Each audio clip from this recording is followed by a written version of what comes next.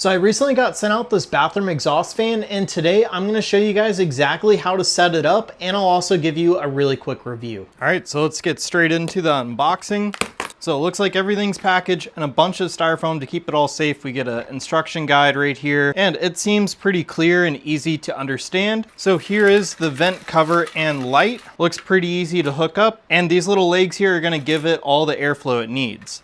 We also have these clips that are built in, and this is just like a spring clip to hold it into the actual motor. So here is the actual motor, and just make sure that you guys take this tape off this little piece right here. Otherwise that flap will never open. So we will be wiring this in today, just all together, but you guys can hook this up where the light will turn on separately than the actual fan. They give us all of the mounting hardware and some wire nuts. And then right down here, we get the last thing. These are going to be some of your mounting brackets. So very simple. Let's go ahead and start installing this. So the first thing that I had to do was expand the hole from our previous exhaust fan.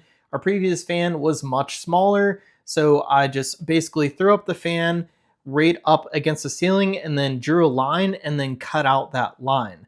Now here I'm attaching the exhaust hose to the little plastic piece that's going to slide into the fan. And now I'm going to attach the fan into the ceiling because I'm actually going to do the rest of the work up in the attic, which is way too hot, unfortunately. I did go ahead and send 2 screws through just to attach it to a stud. Now we're up in the attic, and now we're going to attach all of these wires.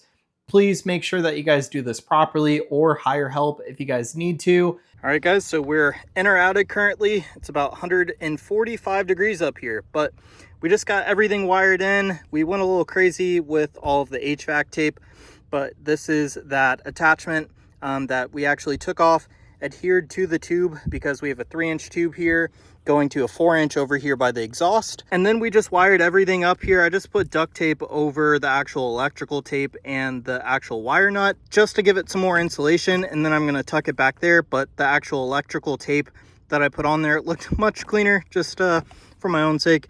Wanted to throw that out there. So now I'm going to throw all the insulation back over here and get out of this super hot attic. All right, so now that we got the fan installed and everything is flush, now we can mount the actual light and plug it in. Now we're going to take these metal spring clips and we're going to fold them into here.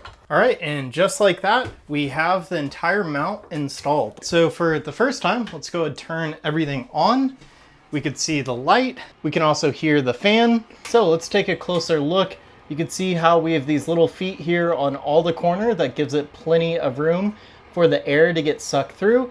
But then we have the light down here, and the light is adjustable. So that light is actually really bright, and without it, this is what the side of the bathroom looks like. But with it, it brightens everything up and looks really clean. It's also not super loud. You can barely hear it, which is really important to us, but it still supplies a little bit of ambient sound just in case you guys don't want to take a shower in silence. So anyways, if you guys are looking for a bathroom exhaust fan, this is a really cool one to look into. It has adjustable lighting and was really easy to actually hook up. They supplied all of the hardware that we needed, and most importantly, the light is really bright and looks clean.